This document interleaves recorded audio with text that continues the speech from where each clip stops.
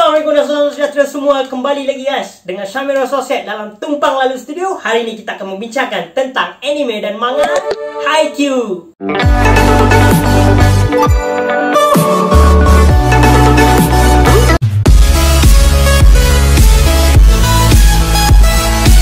Assalamualaikum dan salam sejahtera semua. Syamir Associate kat sini. Hari ini kita akan membincangkan tentang anime dan juga manga yang memang famous sekarang ni, iaitu Haikyuu. Okey, Haikyuu ditulis dan dilukis oleh Haruichi Furudate dari tahun 2012 sampai tahun 2020 dan manganya baru dia tamat tahun ni. Tapi anime dia still ongoing daripada tahun 2014 hingga tahun ni, dan sekarang ni tengah season nombor 4, core nombor 2 guys. Okey, Haikyuu ni menceritakan kisah seorang pelajar junior high school ataupun middle school yang bernama Hinata Shoyo, yang pada waktu tu umur dia dalam lingkungan 13 ke 15 tahun. Waktu tu dia jatuh cinta pada sukan bola tampar ni bila dia ternampak seorang pemain volleyball yang digelar Little Giant, yang pada waktu tu dia terkesima bila dia tengok Little Giant ni dia dapat score point walaupun oponen dia, pasukan lawan tu lagi tinggi daripada dia. Little Giant ni tinggi dia dalam 170 macam tu. Jadi Hinata ni pun dia ni tak berapa tinggi. Ketinggian dia waktu tu pun dalam maybe 150 lebih dan sampai ke 160. Jadi pada waktu ni dia rasa takjub bila dia tengok macam mana Little Giant ni dapat score point walaupun oponen dia tinggi. Jadi lepas dia nampak Little Giant ni, dia terus bertekad untuk jadi pemain volleyball.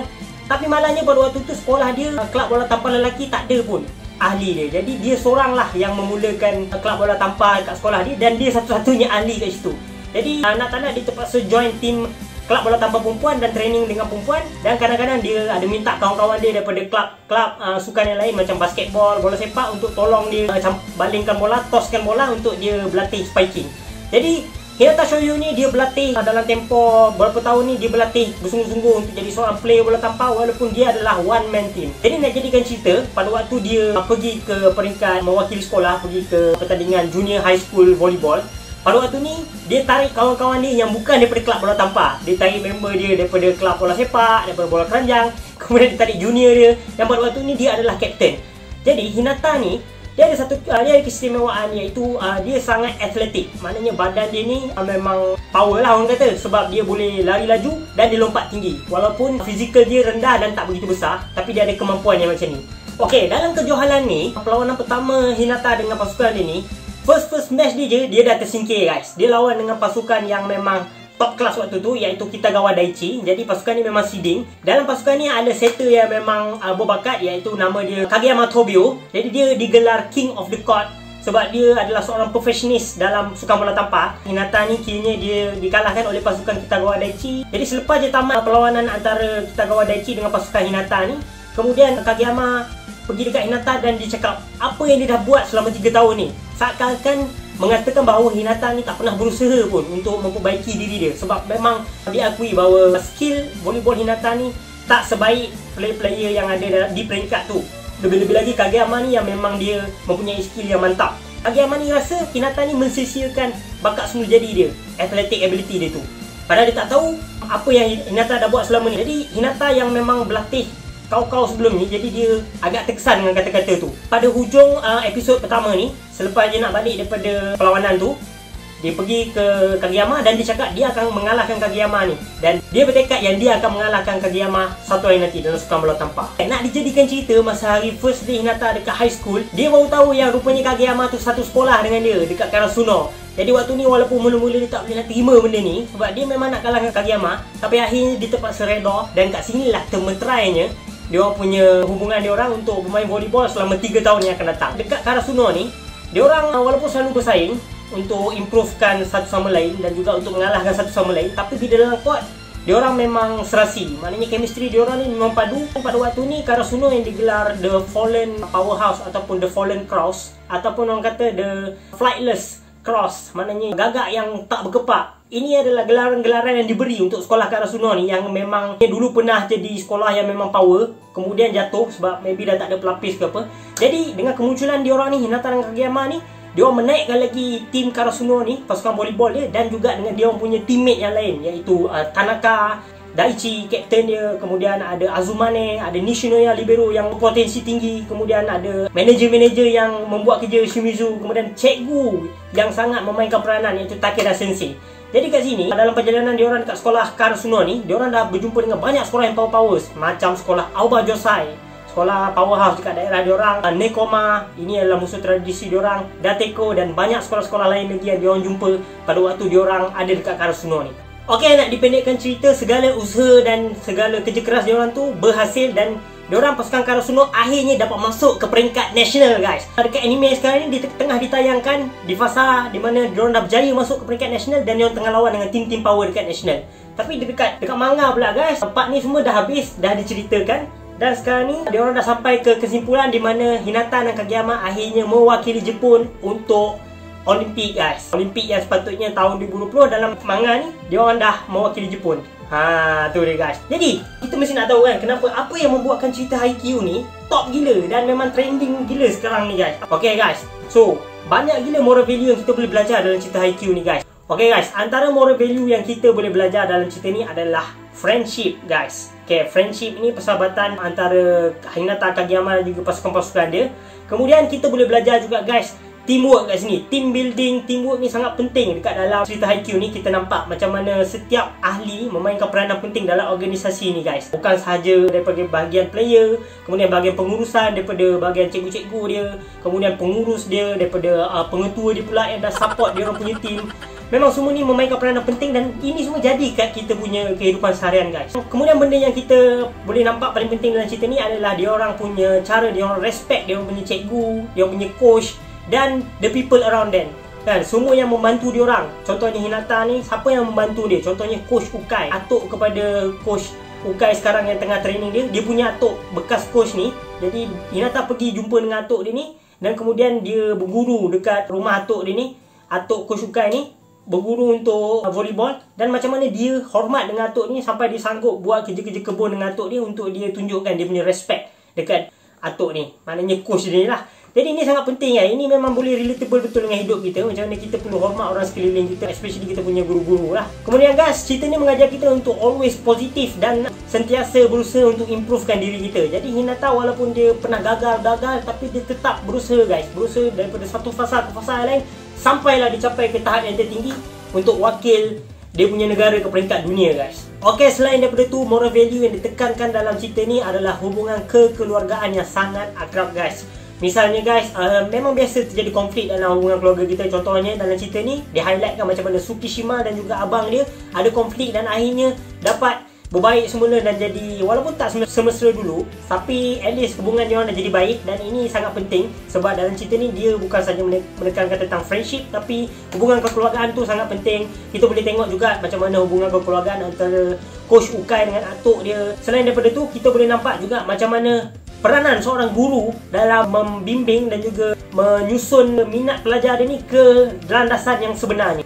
Maksudnya kat sini, cerita ni dia meng-highlightkan tentang role seorang cikgu untuk memaksimalkan potensi murid dia ke dalam aliran yang sesuai dengan dia. Contohnya macam Hinata ni, kan, dalam cerita ni dia ditunjukkan Hinata ni dia tak berapa bagus dalam pelajaran, sama dengan Kageyama.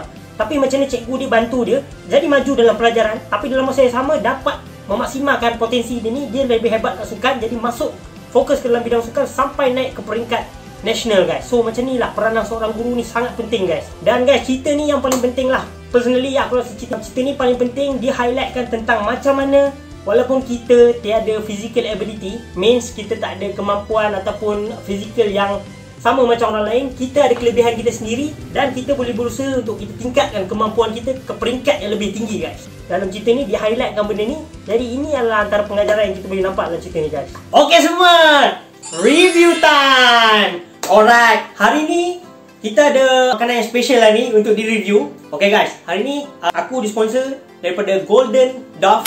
Golden Dove, tak tahu lah macam mana dia punya pronunciation, tapi Golden Dove lah.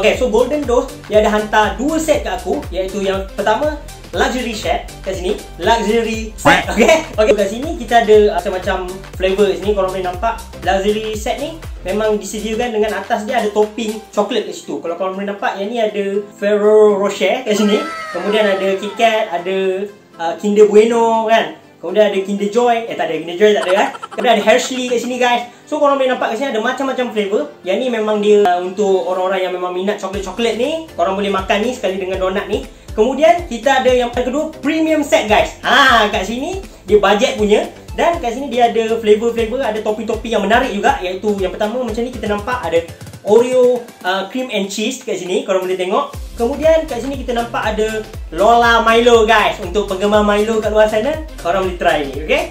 Alright, kemudian kita ada ni special sikit guys. Ini namanya Kuagi. Ala-ala Jepun situ sebab ada macam bukan chia seed Ini Kuagi, dia ada letak topping kacang di sini. Jadi kita akan try satu, kita cuba satu sebab aku memang tak sabar-sabar sebenarnya. Sebelum review ni je aku macam dah aku nak ngap je kan benda-benda ni, tapi tak boleh guys sebab aku kena review dulu, okay? Kalau aku nak suruh korang pilih mana? Aku tak dengar lah guys. Aduh, korang kena komen kat bawah baru aku tahu. Tapi aku kena makan, betul tak? Okay, so aku makan je lah guys. So hari ni aku akan pilih Lola Milo guys. Lola Milo Okay, so aku ambil. Oh, melekat guys. Alright. Okay semua. Semua nampak ke? Lola Milo nampak topping dia memang pekat guys. Memang dia punya ni tebal topping, bukan yang cincai punya bukan buat macam sekadar letak topping macam tu tabur, tak ada. Okay guys, bismillahirrahmanirrahim, kita try.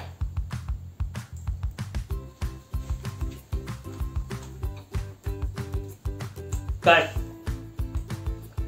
a few moments later. Kalau korang ingat sebelum ni aku Kalau korang ingat sebelum ni aku makan cheese toast, betul tak? Cheese toast tu tebal gila kan?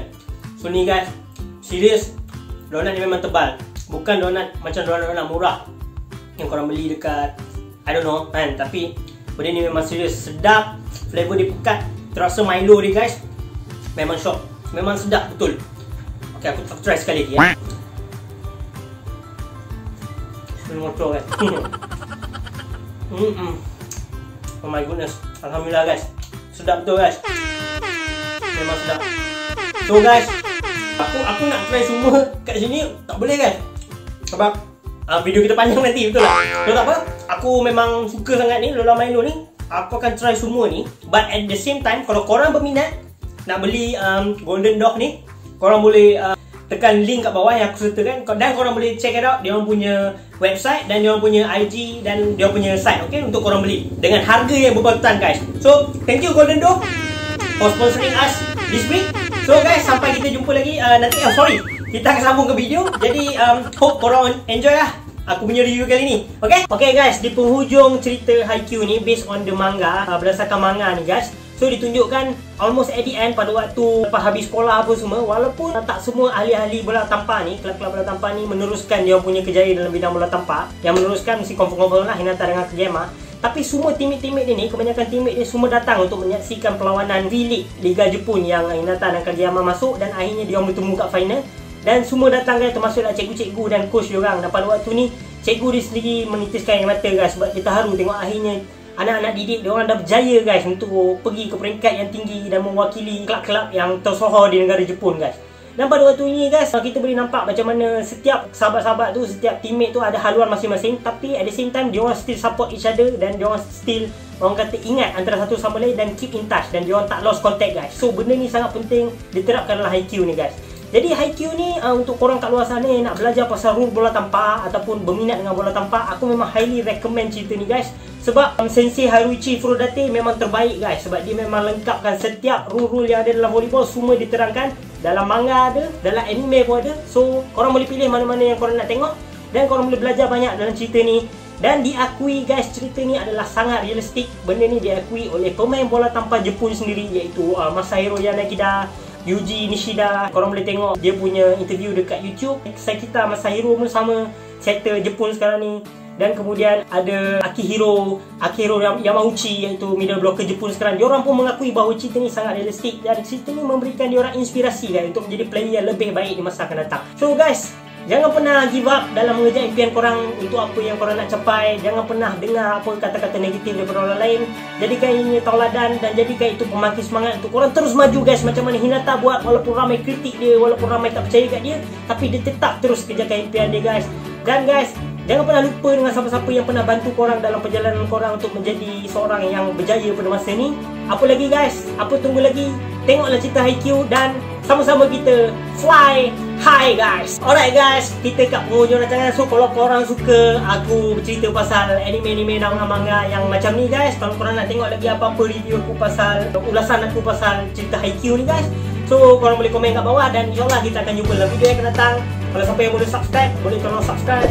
Kalau siapa yang belum like, tekan butang like kalau korang suka video macam ni. So guys, apa-apa kita jumpa lagi, stay safe dan sampai kita jumpa dalam video yang akan datang. Assalamualaikum warahmatullahi wabarakatuh.